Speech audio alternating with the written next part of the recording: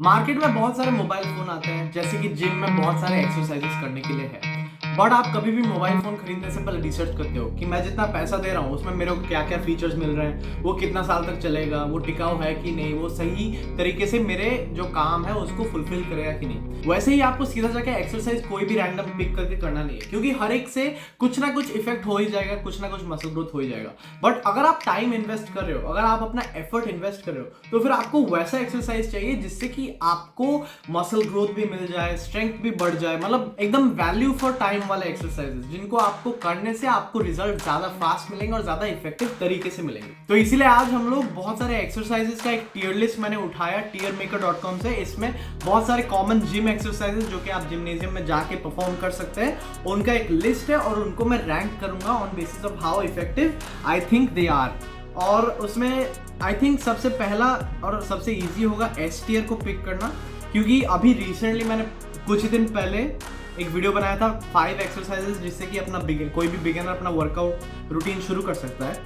उसमें जितने सारे एक्सरसाइजेस थे वो सब फंडामेंटल एस टीयर वाले एक्सरसाइजेस हैं। एक हुआ डेडलिफ्ट्स मिल गया, डेडलिफ्ट्स मिल गया, उसके साथ बेंच प्रेस इधर है, bench press is also S tier. Pullups भी जाएगा यहाँ पे, और क्या है, चिनअप्स है यहाँ पे, चिनअप्स भी जाएगा यहाँ पे।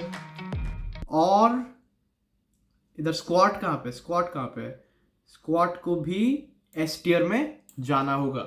ये सारे के सारे एस टीयर एक्सरसाइज इसलिए क्योंकि ये सारे के सारे बहुत सारे मसल ग्रुप्स को एक साथ टारगेट करते हैं, आपको मसल के साथ साथ स्ट्रेंथ बिल्ड करने में भी हेल्प करते हैं। ये सारे फंक्शनल एक्सरसाइजेस है जो कि आपका डे टू डे लाइफ में जो स्ट्रेंथ है आपको फील करने वाला, कोई भी काम करते समय जो स्ट्रेंथ आपको फील होगा, वो भी मतलब जिसको फंक्शनल स्ट्रेंथ बोलते हैं, जो कि काम आने वाला, रियल लाइफ में काम आने वाला स्ट्रेंथ है, वो भी इन एक्सरसाइजेस से बहुत ही बढ़िया डेवलप होता है। और इसीलिए आप आंख बंद करके कुछ भी बिना सोचे इन एक्सरसाइजेस को अपने वर्कआउट रूटीन में ऐड कर सकते हैं। इनको ऐड करने से आपका डेफिनेटली फायदा ही होने वाला है, लॉस कभी नहीं होगा। अब बात करते हैं बाकी सारे टीयर्स की। डेड हैंग, डेड हैंग जो एक्सरसाइज है ये बिगिनर्स के लिए ठीक है। जो पुलअप सीखना चाहते हैं वो लोग को पहले डेड हैंग करना सीखना चाहिए, बट उतना भी कुछ खास इससे मसल ग्रोथ होगा नहीं, बस बिगिनर्स के लिए। तो डी डी टीयर। प्लैंक भी डी टीयर जाएगा। प्लैंक डी टीयर इसलिए क्योंकि इसको बहुत ज्यादा ड्यूरेशन के लिए करने के बाद ही आपको कुछ ना कुछ फील होना शुरू होगा। आपको 1 मिनट, 2 मिनट, 3 मिनट तक करना पड़ेगा, उसके बाद ही आपको प्रॉपर चैलेंजिंग लगेगा। और इससे कुछ खास उतना फायदा होता नहीं है। In my experience plank is not that good of an exercise. Abs को ट्रेन करने के और भी बहुत ज्यादा इफेक्टिव तरीके हैं। आप क्रंचेस कर लो, आप सिटअप्स कर लो, वो भी इफेक्टिव है। और सबसे बेस्ट लेग रेजेस है। स्पीकिंग ऑफ विच, इधर कहीं ना कहीं वो एक्सरसाइज तो होंगे। हाँ, नी रेजेस, नी रेजेस लेग रेजेस का एक इजियर वर्जन है, तो ए टीयर में जाएगा। और हैंगिंग लेग रेजेस जो है वो S tier, easily S tier, fundamental exercise for abs, बहुत बढ़िया एब्स बनेगा उससे। Pushups, pushups go in S tier. जब भी कोई बंदा नया वर्कआउट करना शुरू करता है तो फिर वो सबसे पहले पुशअप्स करने की कोशिश करता है। पर हाँ, पुशअप्स को एस टीयर में सिंपली उसके पॉपुलैरिटी और नॉस्टैल्जिया फैक्टर के कारण नहीं डाल सकते, क्योंकि ये list is based on how effective they are. और सच बोलूं तो सिर्फ वेनिला पुशअप्स उतना ज्यादा इफेक्टिव नहीं है मसल बिल्डिंग के लिए। पुशअप्स एक पॉइंट तक अच्छा होता है, बट एक पॉइंट आता है जब आपका स्ट्रेंथ बहुत ज्यादा बन जाता है और आप पुशअप्स को इजीली परफॉर्म कर लेते हो, उस टाइम वो सिर्फ आपके स्टैमिना को डेवलप करने में हेल्प करता है, आपके स्ट्रेंथ या मसल ग्रोथ में उतना पार्ट नहीं लेता। और इसी का अब बट हाँ, पुशअप्स को डिफिकल्ट बनाया जा सकता है वेट डाल के, या फिर पुशअप के हार्डर वेरिएशन जैसे स्यूडो प्लैंक पुशअप या फिर वन हैंडेड पुशअप्स करके। तो इसी कारण से on its own pure vanilla pushups, default pushups को मैं बी टियर में डालूंगा, बी टियर में डालूंगा। एक पॉइंट तक अच्छे होते हैं, बट उसके बाद इवेंचुअली उतना खास नहीं रहता। Bicep curl, bicep curl biceps को ट्रेन करने का बहुत ही इफेक्टिव और सही तरीका है, और पूरा आइसोलेटेड तरीका में बाइसेप्स सिर्फ बाइसेप कर्ल से ही ट्रेन होता है, चाहे आप डंबल या फिर बारबेल के साथ करो। तो ए टियर। डंबल शोल्डर प्रेस भी जाएगा ए टियर में। ए टियर इसलिए, शोल्डर प्रेस बहुत सही एक्सरसाइज है, बट बारबेल वाला के साथ आप ज्यादा वेट उठा सकते हैं, ज्यादा स्ट्रेंथ बना सकते हैं, इसलिए डंबल वाला जाएगा ए टियर में।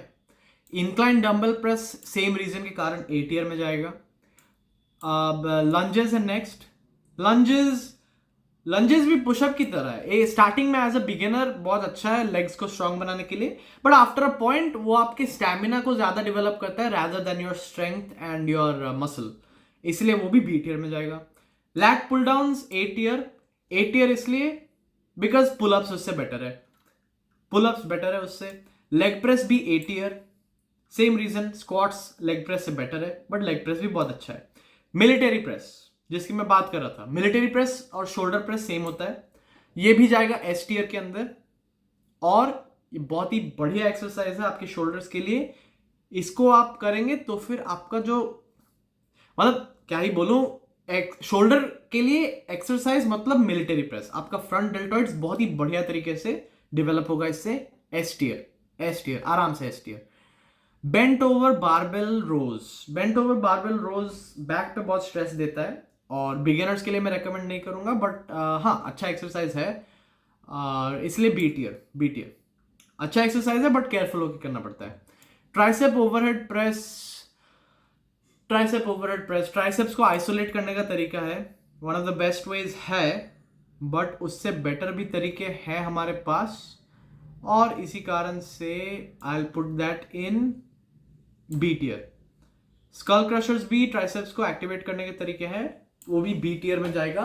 बी टियर में इसलिए इन दोनों को डाल रहा हूं बिकॉज ए टियर वाला वर्जन है लैट पुश डाउन, क्योंकि ए टियर वाला वर्जन है ट्राइसेप पुश डाउन जो कि केबल मशीन पे केबल ग्रैब करके आप जो नीचे पुश डाउन कर रहे होते हैं वो है ए टियर वाला। स्कल क्रशर्स और ट्राइसेप ओवरहेड प्रेस से वो स्लाइटली बेटर है आपके स्ट्रॉन्ग कंट्रैक्शन के लिए, आपके ट्राइसेप्स का स्ट्रॉन्ग कंट्रैक्शन के लिए वो थोड़ा बेटर है, इसलिए ये दोनों बी टियर में जाएंगे। सिंगल आर्म डंबल रो जाता है ए टियर में, रियर डेल्ट्स और बैक को डेवलप करने का बहुत अच्छा तरीका है और बैक पे ज्यादा प्रेशर भी नहीं पड़ेगा बिकॉज ये सिंगल आर्म जो कर रहे हो अब जिसके साथ रेप्स कर रहे होंगे दूसरा हाथ सपोर्ट दे रहा होगा, इसलिए ये आपके बैक पे भी प्रेशर नहीं डालेगा उतना जितना नॉर्मल बेंट ओवर बारबेल रोज देता है, इसलिए ये ए टियर में जाएगा। Sit-ups and crunches, sit-ups and crunches, pushups का जो रीजनिंग था वही है, एक पॉइंट तक हार्ड रहता है उसके बाद इजी हो जाता है और इसके साथ आप बहुत ज्यादा रेप्स करना पड़ता है to actually make any progress या फिर बिल्ड मसल, इससे ज्यादा इफेक्टिव है लेग रेजेस और इसलिए ये जाएंगे बी टियर में। हाँ इधर आ गया ट्राइसेप पुश डाउन जिसकी मैं बात कर रहा था। I think tricep push down tricep training के लिए काफी अच्छा है बट अगर आप मिलिट्री प्रेस और बेंच प्रेस कर रहे हैं उसमें भी आपका ट्राइसेप्स इफेक्ट हो रहा है और एस टियर में जो सब एक्सरसाइजेज है वो सब क्योंकि कॉम्पाउंड एक्सरसाइजेज है जिससे बहुत सारे मसल ग्रुप्स एक साथ टारगेट हो, मैं ए टियर में ज्यादा आइसोलेशन वाले एक्सरसाइजेस को रखने की कोशिश कर रहा हूं और इसलिए ट्राइसेप पुल डाउन जाएगा ए टियर में। ट्रेडमिल, ट्रेडमिल या ट्रेडमिल को मैं रैंक नहीं करने वाला, treadmill, stair climber, bike machine और बर्पीज, ये चारों को मैं रैंक नहीं करूंगा इस एक्सरसाइज टियर लिस्ट में बिकॉज ये अलग कैटेगरी के हैं। Treadmill, stair climber, bicycle machine और बर्पीज ये जो दिख रहा है आपको ऑन स्क्रीन, इनको मैं इस वीडियो में कंपेयर नहीं करने वाला बिकॉज इट्स लाइक आप पूछ रहे हो कि कौन सा एप्पल बेटर है बट यहाँ पे आपने एक मैंगो रखा हुआ है क्योंकि ये अलग ही कैटेगरी, दोनों अलग कैटेगरी के। एक है मसल बिल्डिंग और स्ट्रेंथ वाला एक्सरसाइजेस है और ये सब कार्डियो एक्सरसाइजेस है और कार्डियो एक्सरसाइजेस को मैं इनके साथ मिक्स करके नहीं रखने वाला, कार्डियो के लिए एक अलग रैंकिंग टियर लिस्ट बना लूंगा और इसलिए हमारा जो मेन बचा है body weight squats just like pushups, crunches and situps, ये भी जाएगा बी टियर में एंड आपको रीजन ऑलरेडी पता है, मैं रिपीट नहीं करने वाला। Chest dips and chest press, दो एक्सरसाइजेस बचा। Dips S tier, dips S tier, जिन्होंने भी डिप्स किया हुआ है उनको पता है कि इससे कितना बढ़िया तरीका से चेस्ट, शोल्डर्स, ट्राइसेप्स तीनों ही टारगेट हो सकता है। आप डिप को क्या करने का तरीका है उससे स्लाइटली वेरी करेंगे तो फिर आपका चेस्ट से फोकस हटके ट्राइसेप्स पे आ जाएगा या फिर शोल्डर पे आ जाएगा और इसमें आप वेट को भी बहुत ज्यादा लोड अप कर सकते हैं एक बेल्ट से बांध के या फिर एक बैकपैक पहन के, तो इसलिए chest dips easily S tier. इनको अगर आप बॉडी वेट वर्कआउट करें तो फिर आपको चेस्ट डिप्स तो पक्का करना चाहिए और आप अगर आप जिम में भी वर्कआउट करें तो फिर भी चेस्ट डिप्स आप अपने वर्कआउट में ऐड कर सकते हैं। लास्ट में आता है चेस्ट प्रेस। चेस्ट प्रेस सही एक्सरसाइज है बट बेंच प्रेस के कंपैरिजन में काफी रिडंडेंट हो जाता है।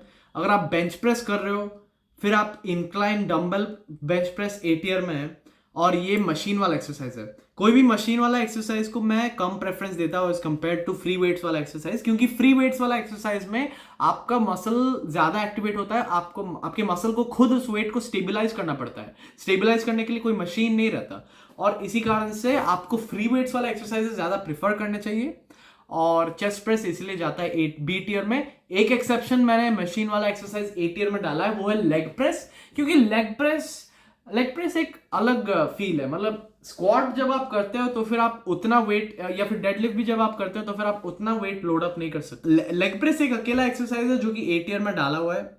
लेग प्रेस एक अकेला मशीन वाला एक्सरसाइज है जिसको मैंने ए टियर में डाला है, और उसको डालने का रीजन भी मेरा क्लियर है कि लेग प्रेस एक थोड़ा अलग टाइप का है, स्क्वाट से अलग हट के, क्योंकि आप चेस्ट प्रेस में जो कर रहे हो बेंच प्रेस में भी एग्जैक्टली वही कर रहे हो, बट लेग प्रेस का फायदा ये है कि आप उसमें बहुत ज्यादा वेट को लोड अप कर सकते हो। एंड ऑफ कोर्स वो मशीन वाला एक्सरसाइज है, इसलिए स्क्वाट्स में ज्यादा प्रीफर करूंगा, बट लेग प्रेस को बहुत सारे बॉडी बिल्डर्स अच्छे तरीके से यूटिलाइज करते हैं अपने लेग्स को ट्रेन करने के लिए, और इसी कारण से मैं उसको ए टियर में डालूंगा। तो आज का वीडियो यहीं पे खत्म होता है। आई होप इससे आपको यूजफुल इन्फो मिला होगा।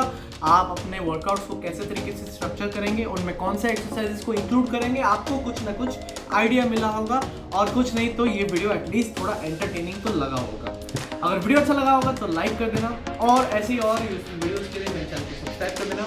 Thank you for watching, keep subscribing.